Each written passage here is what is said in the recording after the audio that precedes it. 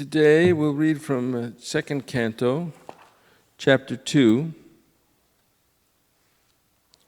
entitled The Lord in the Heart.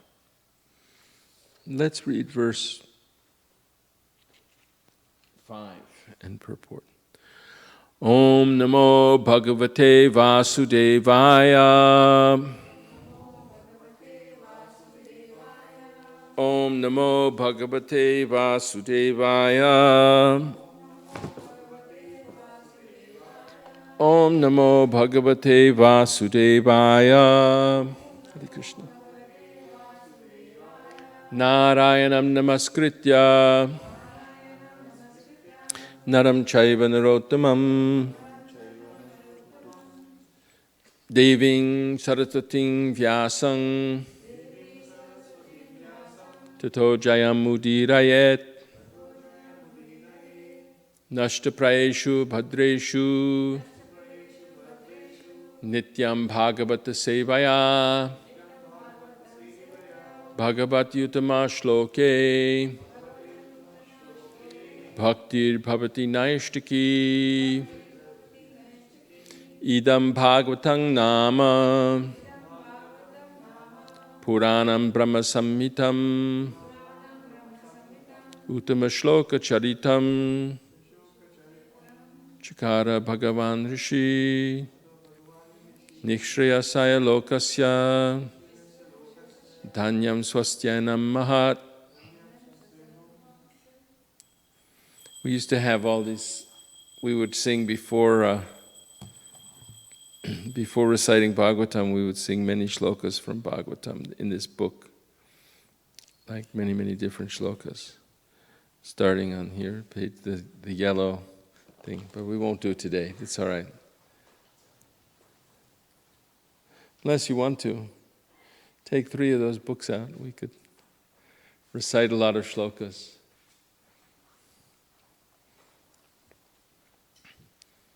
At the yellow tab, we have a bunch of shlokas.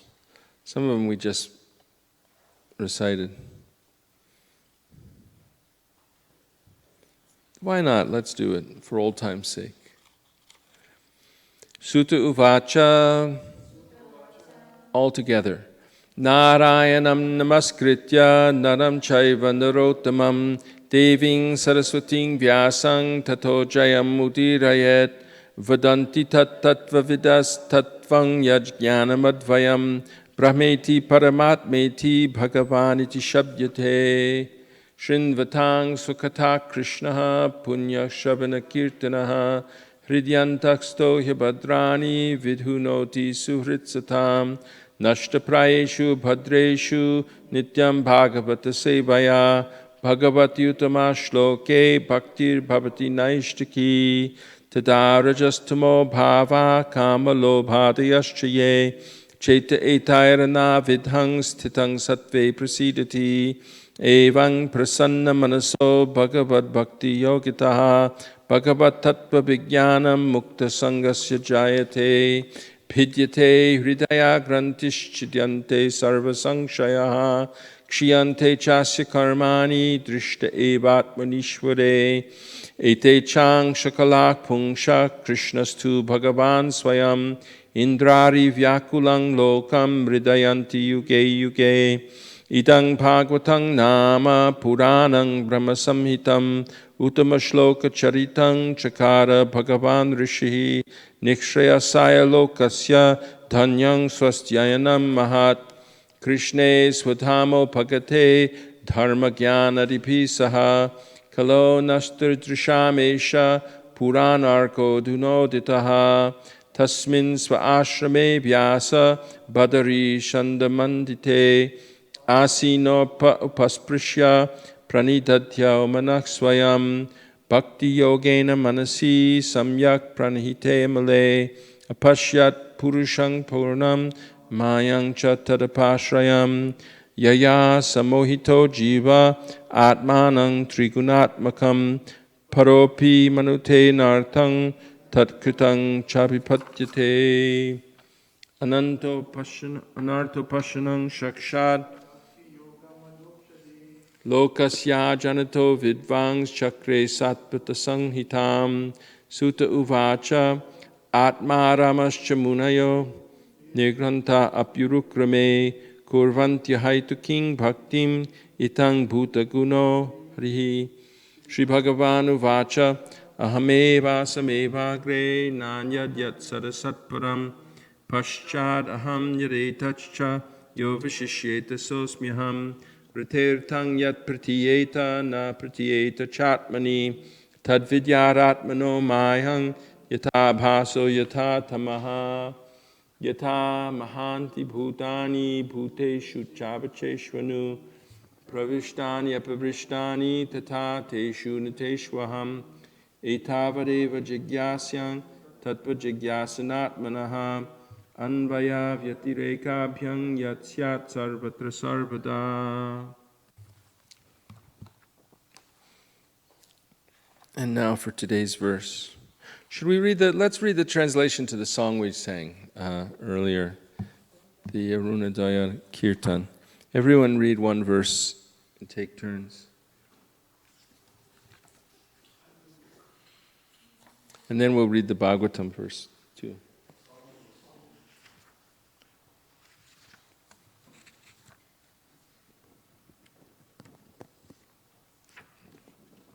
I'll start. Page number 38. When a tinge of red on the eastern horizon heralded the sunrise, the jewel of the twice-born Lord Gaurasundar immediately awakened. Taking his devotees with him, he went all over the countryside, visiting the towns and villages of Nadia.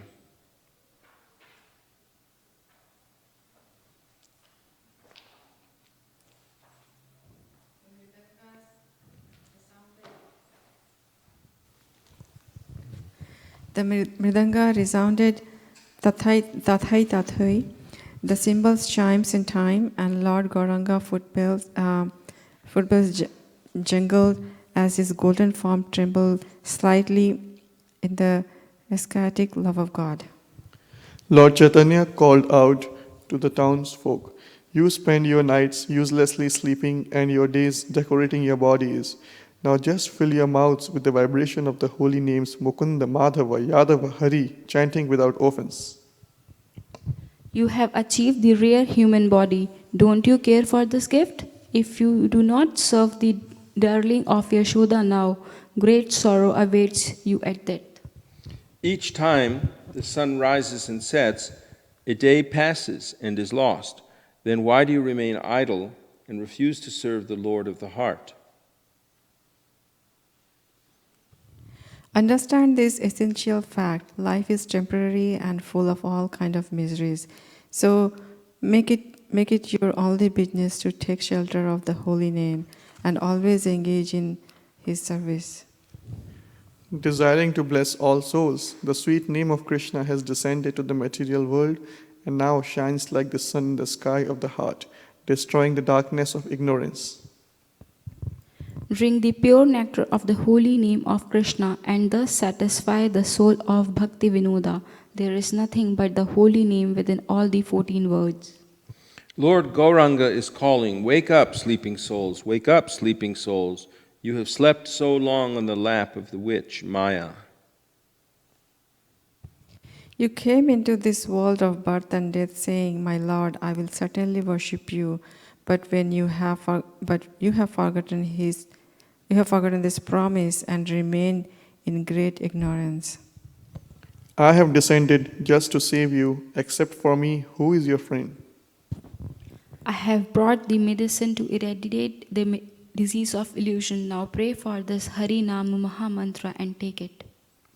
Bhakti Vinod fell at the lotus feet of Lord Gauranga, and after begging for the holy name, he received that Maha Mantra. Let's just go to the Bhagavatam because we have until I think 10 o'clock. It's text number 5. Boy, my eyes are very bad. Chirani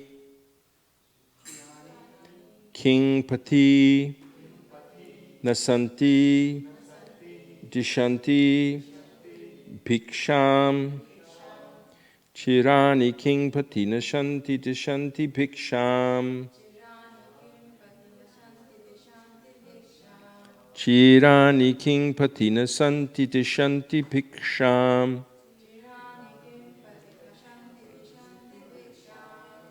Naivan kripaha parabritaha sarito api ashushyan. Naivan kripa parabritak sarito pyasushyan.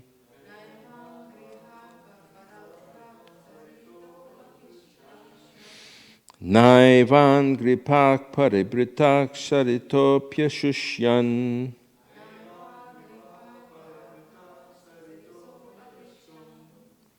Rudha guha kim ajito avati no pasannan. Rudha guha kim ajito avati no pasannan.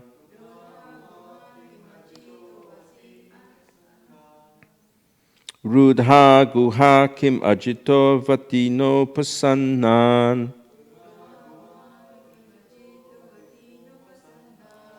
Kasmad bhajanti kavayo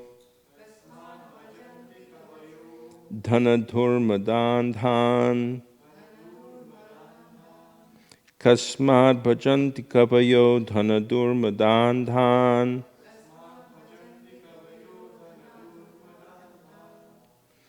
Chirani king patina santi dishanti bhiksham.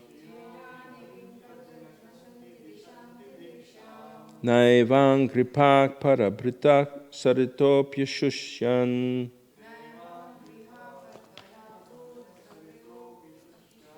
Rudha guha kim ajito vatino pasannan. Kasmad bhajanti kavayo dhanadhurmadandhan.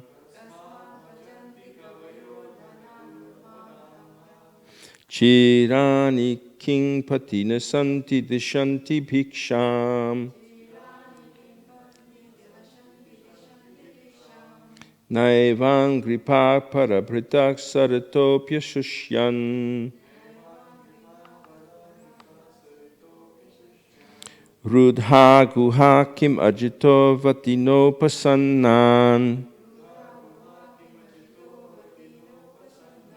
Kasmad bhajanti kavayo dhanadhurmadandhan.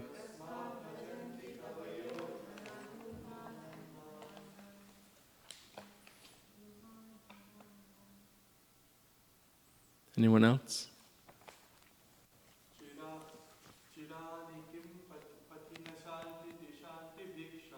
Chirani king patina santi dishanti bhikshang. Naivan gripa paribritak sarito pyasushyan. Rudha guha kimajito vatino pasannan. Kasmad bhajanti kavayo dhanadhurmadandhan. Want to try? Anyone?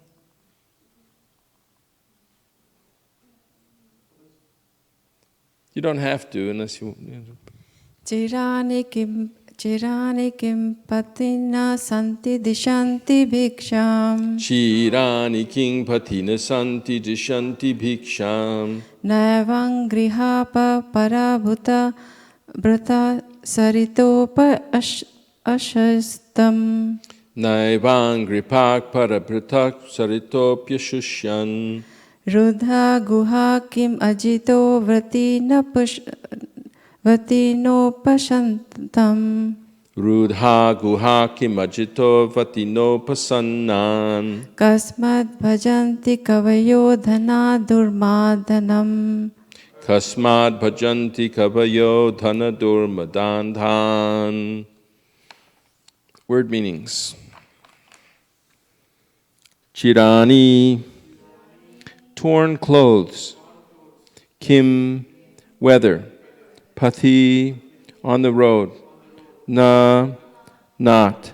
Santi, there is. Dishanti, give in charity. Bhiksham, alms. Na, not. Eva, also. Angripaha, the trees. Parabritaha, one who maintains others. Saritaha, the rivers. Api, also. Ashushyan, have dried up. Rudhaha, closed. Guha, caves. Kim, weather. Ajitaha, the Almighty Lord. Avati, give protection. Na, not. Upasannan, the surrendered soul.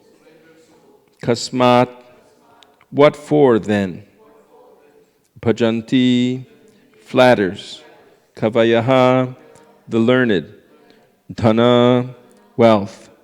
Dormada andhan, too intoxicated by.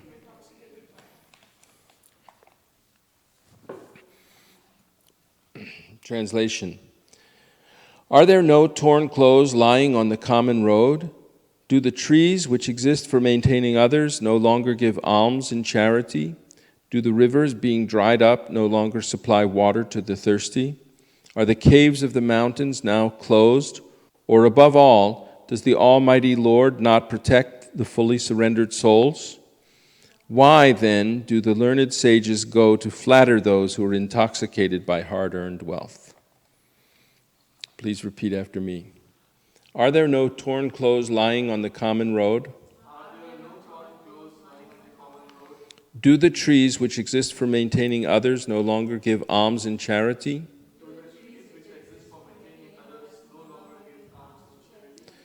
Do the rivers, being dried up, no longer supply water to the thirsty? Are the caves of the mountains now closed? Or above all, does the Almighty Lord not protect the fully surrendered souls? Why then do the learned sages go to flatter those who are intoxicated by hard-earned wealth? Purport by His Divine Grace Srila Prabhupada. The renounced order of life is never meant for begging or living at the cost of others as a parasite. According to the dictionary, a parasite is a sycophant who lives at the cost of society without making any contribution to that society. The renounced order is meant for contributing something substantial to society and not depending on the earnings of the householders. On the contrary, acceptance of alms from the householders by the bona fide mendicant is an opportunity afforded by the saint for the tangible benefit of the donor. In the Sanatana Dharma institution, almsgiving to the mendicant is part of a householder's duty, and it is advised in the scriptures that the householders should treat the mendicants as their family children and should provide them with food, clothing, etc., without being asked. Pseudo-mendicants, therefore, should not take advantage of the charitable disposition of the faithful householders. The first duty of a person in the renounced order of life is to contribute some literary work for the benefit of the human being in order to give him realized direction toward self-realization.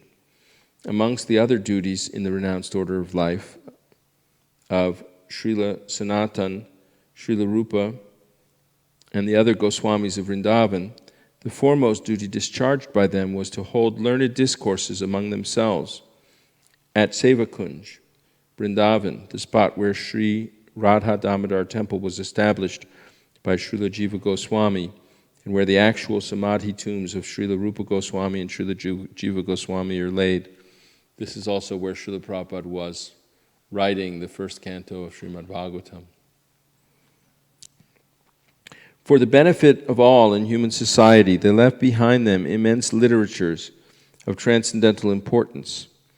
Similarly, all the acharyas who voluntarily accepted the renounced order of life aimed at benefiting human society and not at living a comfortable or irresponsible life at the cost of others. However, those who cannot give any contribution should not go to the householders for food, for such mendicants asking bread from the householders are an insult to the highest order. Shukadev Goswami gave this warning especially for those mendicants who adopt this line of profession to solve their economic problems. Such mendicants are in abundance in the age of Kali. When a man becomes a mendicant willfully or by circumstances, he must be of firm faith and conviction that the Supreme Lord is the maintainer of all living beings everywhere in the universe. Why then would he neglect the maintenance of a surrendered soul who is 100% engaged in the service of the Lord? A common master looks to the necessities of his servant, so how much more would the all-powerful, all-opulent Supreme Lord look after the necessities of life for a totally surrendered soul? The general rule is that a mendicant devotee will accept a simple small loincloth without asking anyone to give it in charity. He simply salvages it from the rejected torn cloth thrown in the street. When he is hungry, he may go to a magnanimous tree which drops fruits, and when he is thirsty, he may drink water from the flowing river. He does not require to live in a comfortable house, but should find a cave in the hills and not be afraid of jungle animals, keeping faith in God, who lives in everyone's heart. The Lord may dictate to tigers and other jungle animals not to disturb his devotee. Haridas Thakur, a great devotee of Lord Sri Chaitanya, used to live in such a cave, and by chance a great venomous snake was a co-partner of the cave. Some admirer of Thakur Haridas, who had to visit the Thakur every day, feared the snake and suggested that the Thakur leave that place. Because his devotees were afraid of the snake and they were regularly visiting the cave, Thakur Haridas agreed to the proposal on their account. But as soon as this was settled, the snake actually crawled out of its hole in the cave and left the cave for good before everyone present. By the dictation of the Lord, who lived also within the heart of the snake gave preference to Haridas and decided to leave the place and not disturb him. So this is a tangible example of how the Lord gives protection to a bona fide devotee like Thakur Haridas. According to the regulations of the Sanatana Dharma institution, one is trained from the beginning to depend fully on the protection of the Lord in all circumstances. The path of renunciation is recommended for acceptance by one who is fully accomplished and fully purified in his existence. This stage is described also in the Bhagavad Gita 16:5 as Daivi Sampat. A human being is required to accumulate Daivi Sampat, or spiritual assets. Otherwise, the next alternative, Asuri Sampat, or material assets, will overcome him disproportionately, and thus one will be forced into the entanglement of different miseries of the material world. A sannyasi should always live alone, without company, and he must be fearless. He should never be afraid of living alone, although he is never alone. The Lord is residing in everyone's heart, and unless one is purified by the prescribed process, one will feel that he is alone. But a man in the renounced order of life must be purified by the process. Thus he will feel the presence of the Lord everywhere and will have nothing to fear, such as being without any company. Everyone can become a fearless and honest person if his very existence is purified by discharging the prescribed duty for each and every order of life. One can become fixed in one's prescribed duty by faithful oral reception of Vedic instructions and assimilation of the essence of Vedic knowledge by devotional service to the Lord. Om Ajnana Timirandhasya Jnananjana Shalakaya Chakshurun Militang Yena Tasmai Shri Guruve Namaha Shri Chaitanya Manobhishtam Sthapitang Yena Bhutale Swayam Rupa Kadamahyam Dadati Swapadantikam Vandeham Shri Guru Shri Yata Padakamalam Shri Gurun Vaishnavangscha Shri Rupam Sagrajatam Sahagana Raghunathan Bitang Tang Sajivam Sadvaitam Savadhutam Parijana Sahitam Krishna Chaitanya Devam Shri Radha Krishna Padan Sahagana Lalita Shri Vishakhan Vitangscha He Krishna Karuna Sindho Dina Bandho Jagatpate Gopesha Gopika Kanta Radha Kanta Namostute Tapta Kanchana Gaurangi Radhe Vrindavaneshwari Vrishabhanu Sute Devi Pranamami Haripriye Panchakalpatarubhyascha Kripa Sindhubhya Evacha Patitanam Pavanebhyo Vaishnavebhyo Namo Namaha Jai Shri Krishna Chaitanya Prabhu Nityananda Shri Advaita Gadadhara Shri Vasari Gaura Bhakta Vrinda Hare Krishna Krishna Krishna Hare Hare Hare Rama Rama Rama Hare Hare. So this verse today is about renunciation. Shukadev Goswami was speaking to King Parikshit, who had been cursed to die in 7 days, and who had turned over his kingdom to his son, and who had gone to fast for the last 7 days and inquire about the goal of life from great learned authorities, sages, sannyasis, spiritual holy men. And he wasn't even drinking water.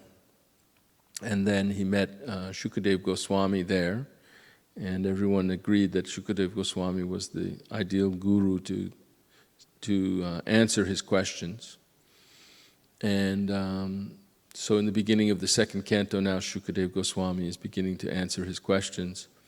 And he's congratulating him that he asked questions about Krishna and about the goal of life. And he's encouraging him in these different verses. And in the first chapter, he talked about the first step in God realization, which was to understand the universe as the universal form of the Lord. This is a stage that helps people with an impersonal tendency to begin to see that God is a person, and that this whole universe is really one gigantic form of God. And then in this chapter, he goes on to talk about the Lord in the heart, Paramatma. And in the next chapter, he'll talk about devotional service. But the verses are very beautiful and poetic. These different verses in the second canto, there's lots of very memorable verses that really strike us. And in this verse, he's talking about, what people in general, they're worldly, and they're busy earning their living, and caring for their families, and they're afraid that what would happen to me if I lost my job, or if I stopped working, then wouldn't I die? But some people are so afraid when they lose their money, or they become in debt, and they become so worried about what will happen to them and their family that sometimes they kill themselves. This is a well-known fact, that the anxiety of worrying about it and being afraid of not being able to do one's duty correctly and fearing what will happen, they actually kill themselves by their own hand. But actually, God is taking care of everyone. And even though we're all working very hard, it's not because of our work that we're earning our livelihood, but it's really, we have to work to do our duty, but it's really by God's grace, otherwise we wouldn't get anything. Some people work very hard and they never get anywhere, and other people are very lucky somehow and they seem to get anything with just a little work. And this is really because the rewards are being awarded by God Himself. And in this institution of Sanatana Dharma, the Varna Ashram system of a highly civilized society, there's a class of people who don't work, who rather, their work is to give spiritual knowledge, and they're completely dependent on God, and they engage in austerity, and on the pretense of begging alms, they actually interact with the materialistic householders and give instructions, and they give by their own example the knowledge that people can live in total dedication to God.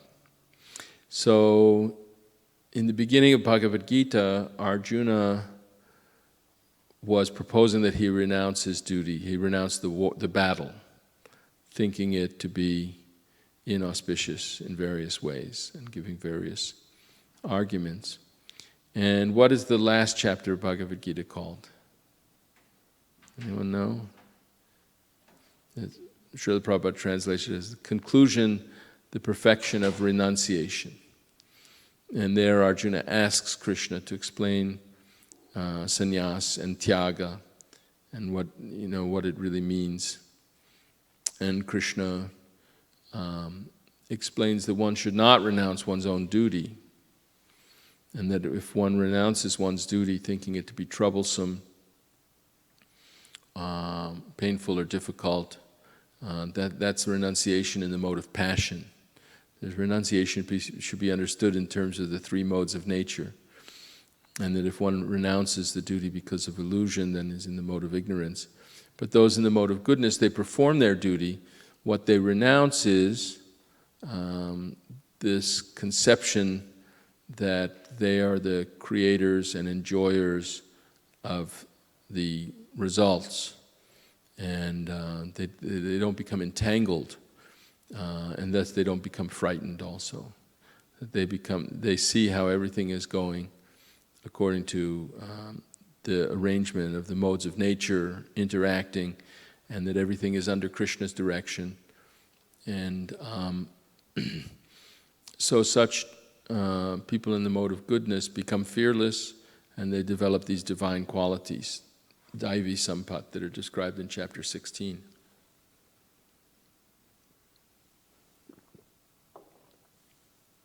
The first of which is fearlessness. So fearlessness is required for those in the renounced order. And Shukadev Goswami was in the renounced order. Parikshit Maharaj was newly in the renounced order.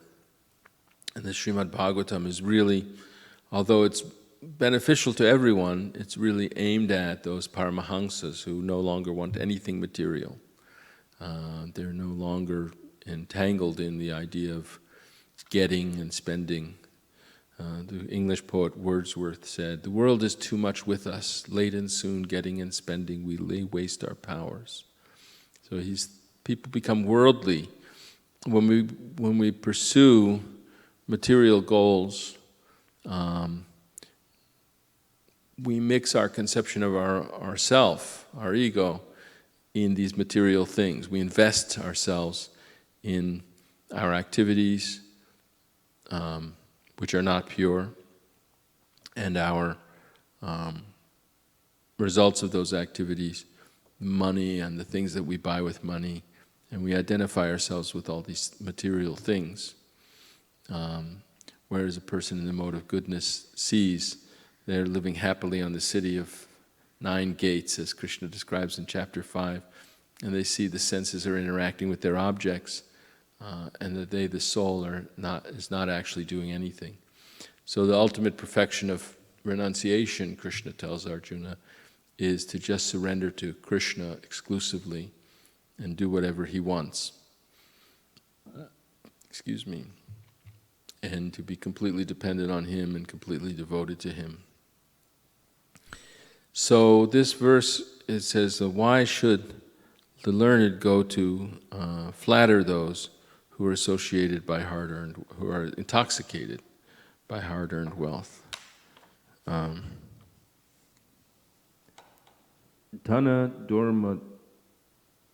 Durmadandhan. So, Durmada, they're intoxicated. Andhan means blinded by dhana, by wealth. When we become wealthy, we think, I'm okay, I'm doing fine. And we forget, before we were describing 4 kinds of pious people. Those who are in distress, in anxiety, in need of things, then they remember that there's a Lord in control of everything, and that they should please Him and surrender to Him and ask, and they're dependent on Him. But the tendency of materialistic people is that when they get some money, they think, oh, I'm doing fine. And when the sannyasis come to beg, like when Dhritarashtra, he said that the sannyasis are dependent on me. They come to beg for alms from me, so I'm supporting them and they need me. But that's not the actual situation. The real situation is, at least genuine sannyasis, they come to give some knowledge. When Vidura came to tell Dhritarashtra finally to get out of the household life and this situation and take to complete, at the end of life, to take to complete dedication of spiritual pursuit of spiritual enlightenment, he didn't flatter him at all. He said, look at you. You're dying, you're old, your liver is defective, your teeth are falling out, you never could see anyway, but now your senses are all becoming dull, and you're living like a dog eating the scraps of the food left from Bhima who killed your sons. And this is a deplorable condition, and that you should actually become a hero by no longer being dependent on the material course of things, but become dependent on Krishna, who's beyond the material things.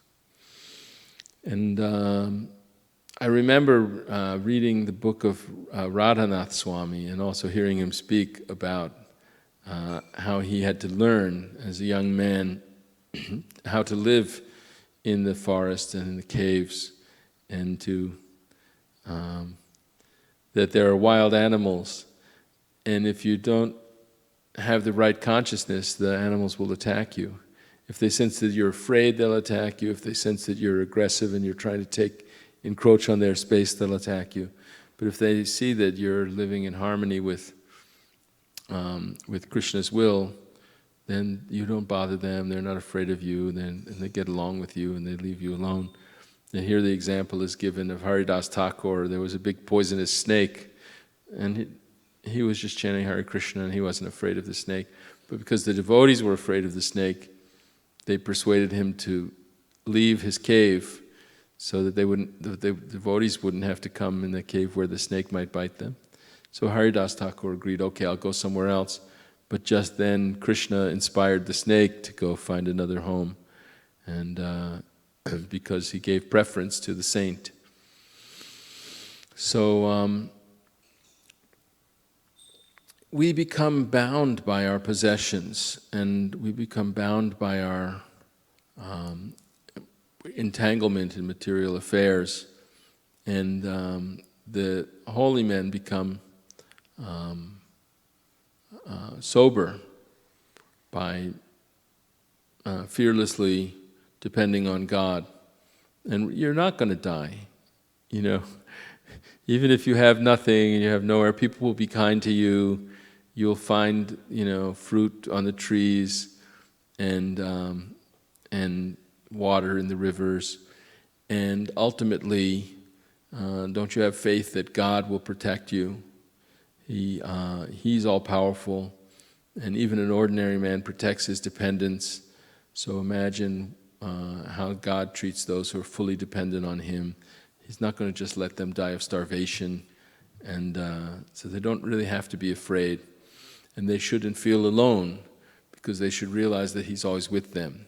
They should be willing to not take shelter of any other person. I'm thinking of a verse from chapter 3 of Bhagavad Gita. I can't think of it anyway. I can't think of it right now. But it's saying that one who's not attached, it doesn't have any need. Nasti, no, that's not it. That he doesn't have any need to take shelter of any being or any person or anything. He doesn't have any duty to perform. But still, he may perform his duties as a householder, just like Krishna didn't tell Arjuna to become a sannyasi, but he performs his duties because that's what God wants him to do in his situation, and for the sake of showing the common people, because most people can't become sannyasis. They're not ready to become sannyasis, and it would be a sham, and they would just be pretenders if they did that. Oh, we have 20 minutes. I didn't realize. Is that right? It's 20 minutes to 10? Okay, I thought we were shorter of time. So, sometimes the learned people, they become patrons, or they become proteges of wealthy patrons. Oh, thanks. And just like a brahmana may become an advisor in the court of a powerful kshatriya, Chanakya Pandit was advisor to the emperor Chandragupta Maurya, and it's said that one day the emperor was proud or something, like said that you depend on me, and then Chanakya disappeared and nobody ever saw him again. He was a great learned scholar, author of treatises on politics and so forth. But he was never attached. That, oh, now I have a nice sinecure. Like our professors in college, they get tenure, and they get a salary, and they have to get, that I won't get fired from my job. And then in order to be able to speak truthfully and freely and, and not have to flatter anyone. But at the same time, they're materialistic people and they're concerned about their job like anyone else. They're not of a higher spiritual nature, that they're engaged in the same kind of material activities that others are engaged in, and sinful activities in our society. But the actual learned people in a civilized society should actually have these very divine qualities. They should show how to live as an ideal person and how to not be attached to material enjoyment, but to be full of spiritual knowledge and be able to give that spiritual knowledge. So they're more charitable. They're receiving charity, but actually they're giving something more important in return to society. So I'm also remembering Radhanath Swami talking about how he gave a lecture at a business college. I don't know if are you familiar with the story? Because I've heard it several times, but he was giving a lecture at a prominent business college somewhere in India, and then when it was time for question and answers, one student stood up who was obviously a leader among the students, and this was a college where people were studying to be accountants and business executives and things. And the student said, "What are you swamis doing to if everyone became a swami, what would happen? Who would grow the food? Who would sell the food? Who would build the houses? Who would clean the sewage? Who would take the garbage out? Who would why do we need any swamis? What are you actually giving to society that what would happen if everyone became a swami?" It was his argument. And the students were all sort of behind the questioner, like, yeah. So Maharaj was feeling like, well, what am I going to say now? And then Krishna inspired him to say, well, what if everybody was an accountant? Who would grow the food? Who would do the business? There wouldn't be anything to account for if everyone was an accountant. So there's a division of labor in society, and different people are doing different things. But the head of society are the people who are showing what should be our ultimate goal, what is real knowledge, and they should be completely independent and free from having to flatter someone else for their living, so they can be completely free to discuss that. So he got a big standing ovation. He said, what if everybody became... The sannyasis are giving something. Just like, people are making movies to entertain us, and people are making music, and they're very, the entertainers are very prized in society, right? They're being given wealth and idolized because they're the, artists who are providing something cultural that the people in general are digesting as their, what we may do our work and our everything, but where are our thoughts? We think about the characters from literature, and nowadays people read less, but they think about what they see in the cinema and the television and the popular music and things. But the cultural aspect of society should really be given by saints who can remind people what is life really about, who are we really, we're not really these bodies, we're spirit souls, what's the actual business of the soul, and what's the actual goal in life, and what's the purpose of this material creation, and what's our purpose in it, what's the purpose, to give the answers to these questions. And Srimad Bhagavatam, it does so eloquently also. I mean, this is better poetry. I remember in the 60s there was one scholar named Susan Sontag, and she was very learned. She had read all the books of everybody, and she wrote essays and things, and she wrote about the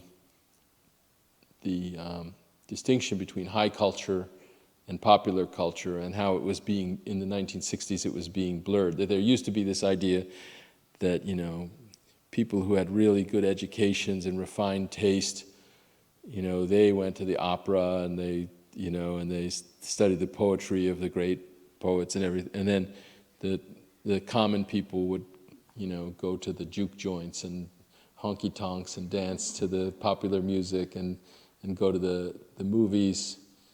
And even there were art movies, and then there were, entertainment movies, and there was a distinction. So she was writing of how they're blending. But actually, the Srimad Bhagavatam culture is extremely high culture. It's meant for sannyasis, paramahamsas, who are completely free already. And only in that situation can we expect, only in that we may be householders and have jobs and everything, but if we're renounced inside in our mood, then we can understand Krishna.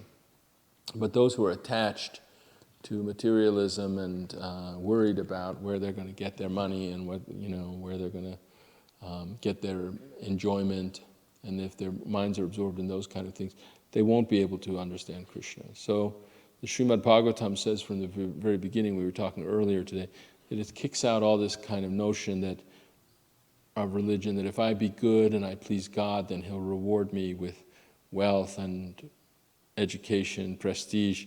Like Queen Kunti says, Janmaishvarya shruta shribhir edamana madak puman naivar hati abhidatung vai tvam akinchana gochara.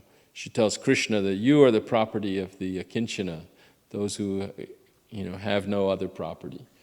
That everybody is mad after a high birth, material wealth, learning, and beauty, and these other kinds of material assets.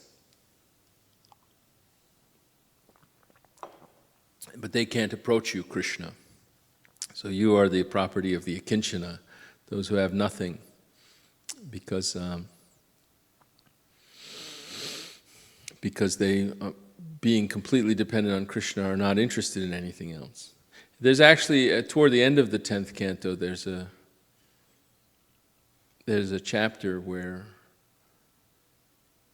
Shukadeva Goswami answers. King Parikshit asked Shukadeva Goswami, why is it that the devotees of Shiva are wealthy, even though Shiva himself is a renunciate? He wears matted hair, he's naked, he wears skulls on his neck, he lives in a cemetery, and he's always doing austerities and meditating.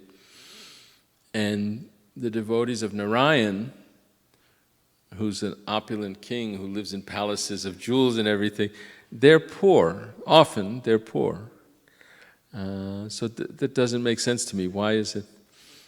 And Shukadeva Goswami says, I'll tell you, it's because Narayan is more merciful. Demigods like Shiva and Brahma, sometimes they give things to demons, just to stop bothering me, and they give them things without considering whether it's for their ultimate benefit. People think, oh, I'm distressed because I don't have enough money. If I buy a lottery ticket and if I win $1 million, then my problems will be solved. But actually, people know that lottery winners, often they have more problems once they win, that their so-called friends and family come out of the woodwork and beg them for things and criticize them for not giving, not being generous enough, and and they still have their same emotional problems. People are looking for love, people are looking for acceptance, respect, whatever, and they think that my problems will be solved, and then they have a lot of money and they still realize that they're flawed, faulty people, and sometimes they have psychological problems that come from people who acquire wealth rapidly, sometimes face... Use the microphone, please. Many of them commit suicide too, yes.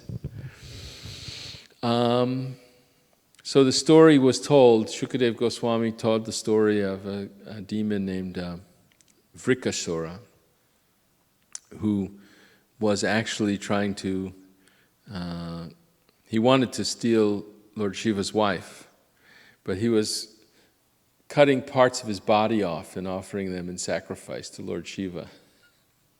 And finally he was about to cut off his own head and put it in the fire, and Lord Shiva said, wait, stop, come on, what do you want? I'll give you what you want. And he says, I want the power that when I touch somebody on the head, their skull will crack and they will die. And Lord Shiva gave him that power. So, what a stupid thing to want, But this is the nature of demons. They want something. They don't realize what their highest, best interest is. We should always pray that we should have bhakti. We should have pure love of Krishna. That's the highest thing we have. And if we have that, it doesn't matter whether we're paupers or millionaires. We'll always be very, very happy and very, very peaceful. And we'll be able to fulfill our, do best for all the people around us and everything. But Lord Shiva gave him this power, and then immediately the demon wanted to touch Lord Shiva's head. So Lord Shiva was running away because he'd given him the benediction. So then Lord Vishnu appeared in the form of a very beautiful young Brahmin, brahmachari, with deerskin on.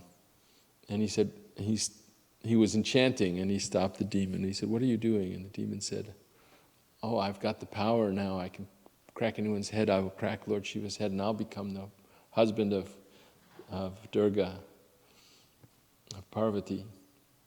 And and the boy said, oh, you think he really gave you that power? He's tricky. I wouldn't believe him. He didn't. He tells people, but try it. Touch your own head. You'll see it doesn't work. And the demon touched his own head and cracked his skull and died. So that was how he was defeated. But the story is that Krishna knows what's best for you, and what's best for you is that you achieve pure devotion. So if you approach Krishna directly, then he won't give you something that's bad for you. He'll give you what you need, but at the same time, he'll give you what's really best for you. He might not give you everything you want, but he'll give you what is really in your highest best interest. And therefore, he's the best person to go to. So in the second canto here, there's a description of how if you want strength, you should worship this demigod, and if you want long life, you should worship that demigod. If you want good health, this one, and good family, you should worship that one, and so many things.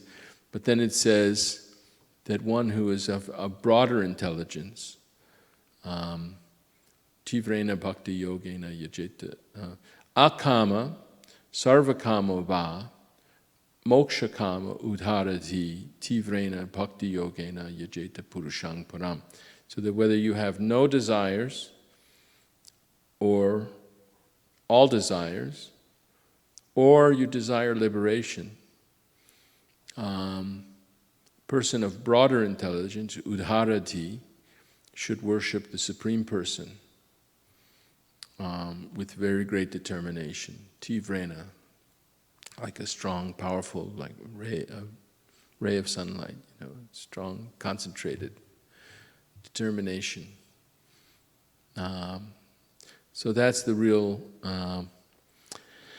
recommendation of Srimad Bhagavatam, that those who are actually intelligent and who are no longer just dancing to the tune of material desires and everything, the great sannyasis, paramahamsas, they appreciate this Srimad Bhagavatam. We read this morning, the Atma Ramas.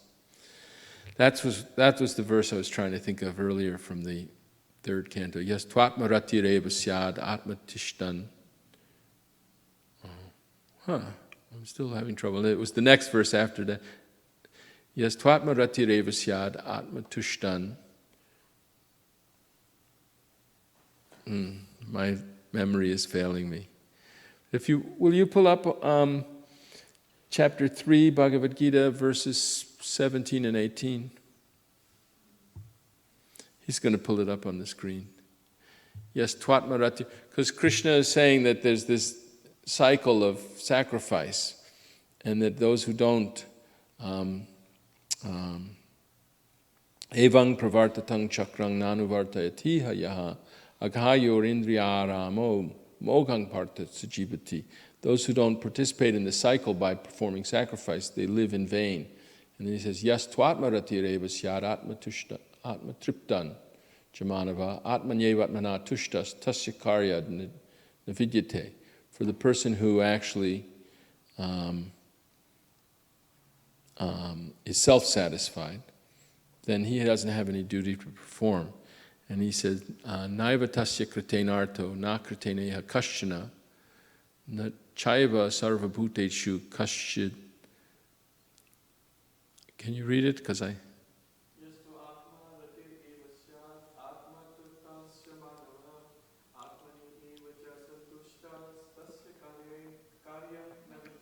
Then the next one. Naiva tasya kritenarto na kriteneha kashchana na chaiva sarvabhuteshu kashchid atma vipashraya.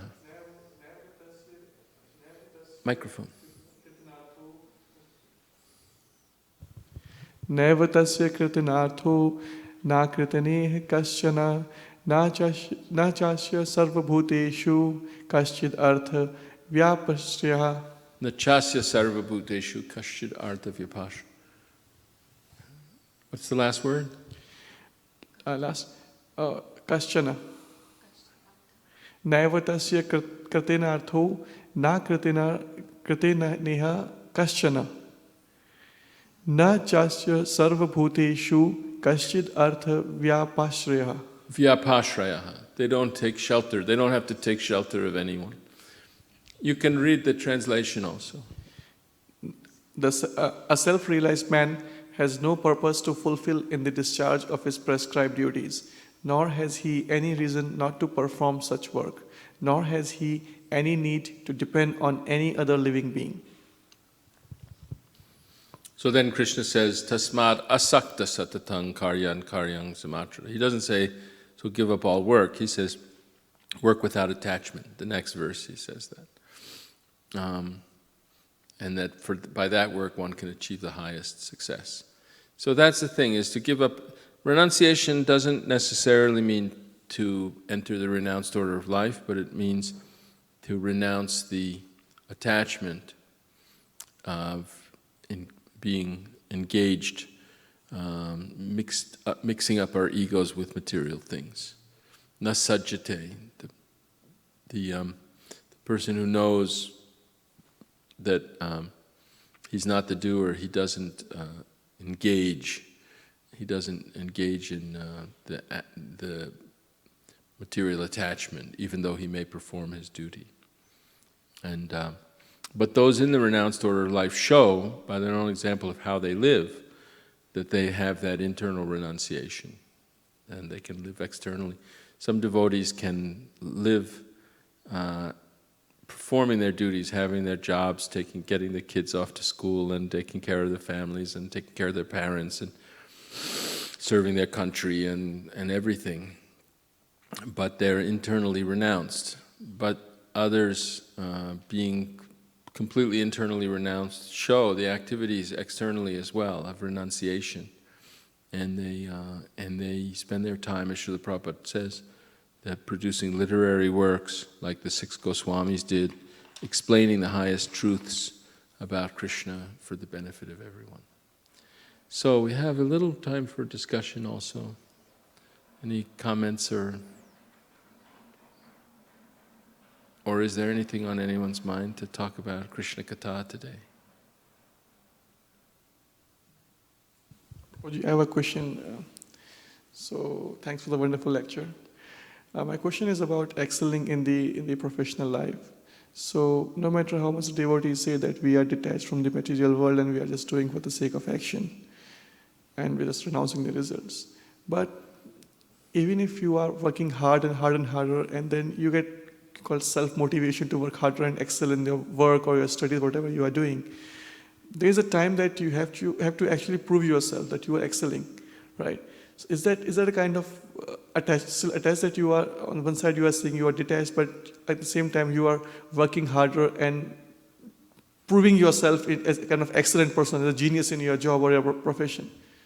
So you have to do it for Krishna. That's Krishna tells Arjuna that you are just the instrument.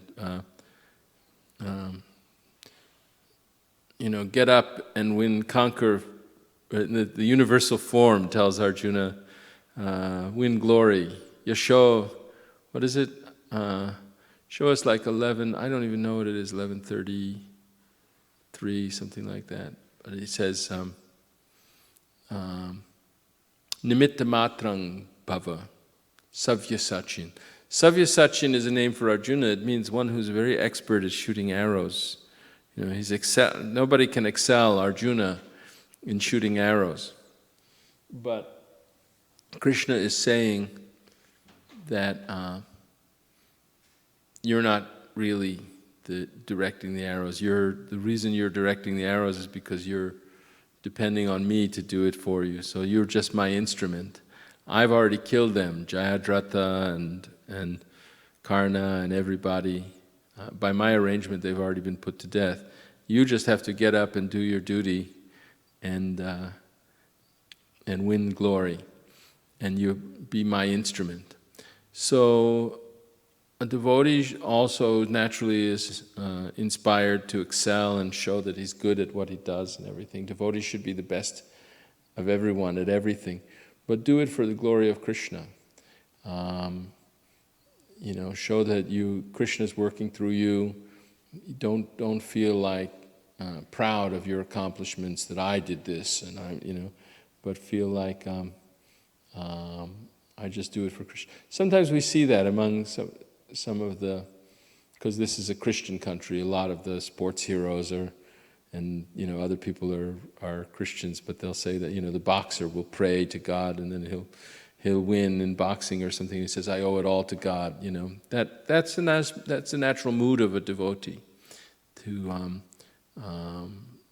excel at whatever you're doing, but to not think that I did it, because without God's grace, you wouldn't have the brain, you wouldn't have the skill, you wouldn't have the abilities, and you wouldn't have the opportunities or anything. So always be mindful that you're able to do things because of Krishna's grace, and that your purpose in doing them is to glorify Krishna and satisfy Krishna. That is, you've been put in this situation to do your duty, and you should do it in such a way that Krishna will be pleased with it. Yeah, Krishna didn't ask Arjuna to become a sannyasi. He asked Arjuna to become an expert warrior and succeed in you would think of material occupation, right? Killing people. Even it's a almost ironic, when you try to preach Bhagavad Gita in the Western countries, everybody likes peace and nobody likes war, and they say that it strikes them as odd why would God be telling somebody to fight the war and kill his teacher and stuff? They think you must be some warlike religion or something. And he says that one who is enlightened, even though he kills people, he doesn't kill and stuff. They think, oh my God, you're justifying that you can do anything horrible, because killing is the most, heinous crime, And they're thinking, oh, you're making an excuse for people to kill each other. No, when there's a war going on, people admire a hero who's able to kill the enemy, But the point is, it's almost an ironic setting that, is arranged. Of course, everybody goes to the movies and they watch people shooting each other all the time, and the hero is always the guy that's fighting and killing people. They forget about that, but, Arjuna is the greatest hero, but he's not proud of his accomplishments. He doesn't think, I'm so great, I did this. He's been shown by Krishna that the whole universe is, arranged by Krishna, and time is killing everyone, and that time has already killed all the enemies, and Arjuna's job is just to become his instrument as his devotee. So devotees should be good. I think devotees should be good at everything. In the beginning of the Hare Krishna movement, when we started in the 60s and 70s, Srila Prabhupada was encouraging us all to renounce everything. He was looking to get some disciples who would be first-class sannyasis. And we all were already inclined to renunciation because our parents were wealthy, and we didn't, they had a comfortable life, they prepared a comfortable life for us, and we felt something was missing. We had a nice home in the suburbs and a swimming pool in the backyard and barbecues and everybody, and still there wasn't any real thrill in life, there wasn't any real adventure, there wasn't any juice, there wasn't any purity, or there wasn't any beauty, and there wasn't any spiritual fulfillment. So then, Srila Prabhupada taught us that we could renounce everything and just do everything for Krishna. I told my grandfather my daily schedule of, I sleep on the floor in a sleeping bag, and I get up at 4, and I go take a cold shower, and I wait in line with the other, and we don't have anything, we don't even have clothes, we just take a dhoti from the pile, that all the other brahmacharis have, and you hope you don't get the one that has the hole in it, and then we pray and sing all morning long, and then at 8:30 we get a little simple vegetarian meal. I was describing it. He said, that sounds like you're in prison. He said, it doesn't even sound like a nice prison, it sounds like a really hard prison, and 24 hours a day we were doing some service, and we have someone over us telling us, you have to go here and do this, do that. So, but there was the life of renunciation for being 24 hours a day, 7 days a week, focused on Krishna and serving Krishna and doing and acting for your purification. So that kind of renounced life of a brahmachari is training. Renounced life is training for ultimate renunciation. And after your children grow up, there's a natural cycle in society, in Vedic society. The children grow up, then they can take care of your wife in old age, and you can become again a completely renounced wise man who can distribute Krishna consciousness. So it's time for Guru Puja now, I think. Right? I think that's our schedule. So thank you very much. Srimad Bhagavatam ki jai. Shukadev Goswami ki jai.